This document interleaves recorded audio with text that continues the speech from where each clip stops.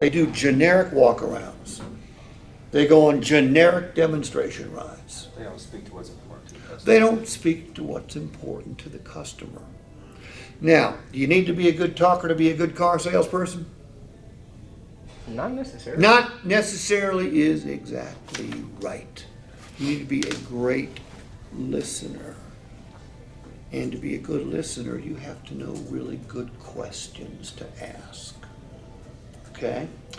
Now, what kind of questions could we ask?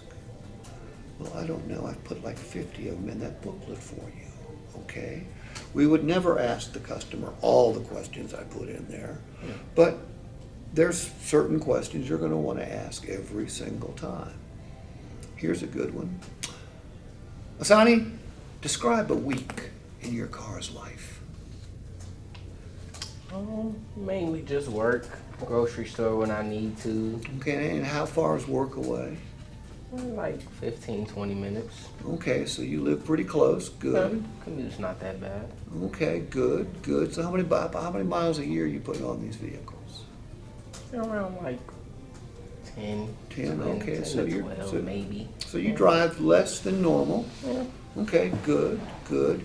You got a pet though, Roscoe? Yeah.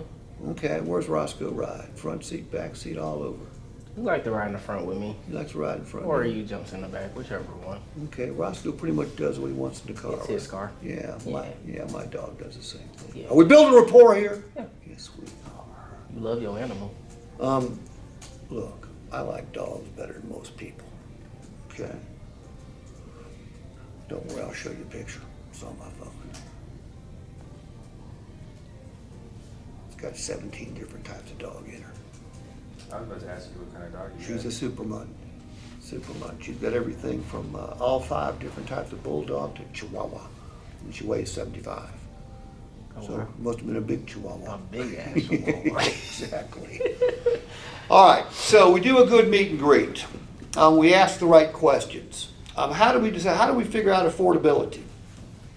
Because the worst thing you can do is show me a car as a customer that I can't afford. Okay? Because it'll be fun.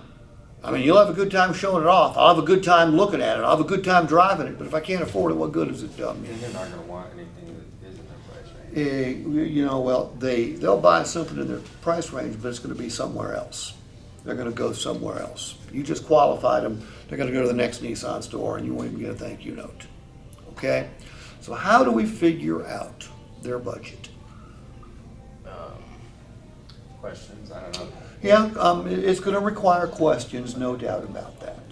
Maybe like where they work or something, or No, What do you do where for where they work? work isn't going to really tell you what their budget for their vehicle is. Now, if they have a trade-in, this can give you some clues. All right? If they have a trade-in, a good question to ask is, do you have a car payment? you know. No. Do you have a car payment? Sonny, what's your car payment right now? I'm like 800. 800? Okay. Car payment's going up. For most people that trade these days, about 150 to 200 bucks. You okay with a car payment of around $1,000 for your next car? Nah. Okay. How close can we come? To 1,000? Yep. 800.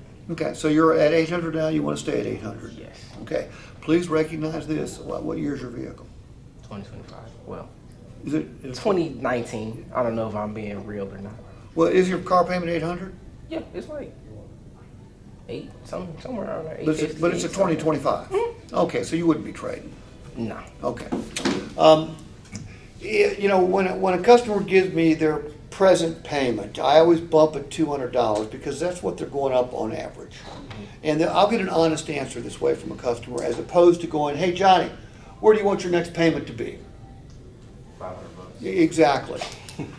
Customers will give you dumbass answers if you ask dumbass questions. That's a dumbass question. Let me give you some examples of other dumbass questions. Daniel, what do you think your vehicle's worth? It's dumbass answers coming because it's a dumbass question. What percentage of your customers that walk in think they know what their trade-in's worth? 100. What percentage actually do? Probably 0. 0 would be the right answer. So that's a pretty big gap right there. Yeah. 0 to 100. Okay? That's why the trade walks are so important. It's an educational process. The trade walk, you should use it to lower the customer's expectations for their vehicle, get to know the customer and get to know how they use their vehicle, the equipment that's important to them. And all this, I'm telling you, is in this booklet, okay? And I've got plenty of videos on how to do trade walks. All you have to do is go to my YouTube channel, type in You're gonna have to tell us that. trade walk. Well, here, write this down, write my name down. Write down Steve Richards Car Sales. That'll take you to my channel.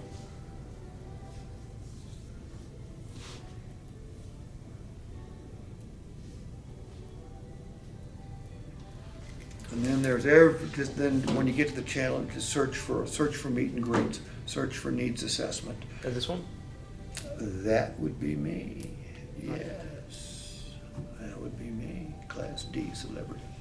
I think I may know.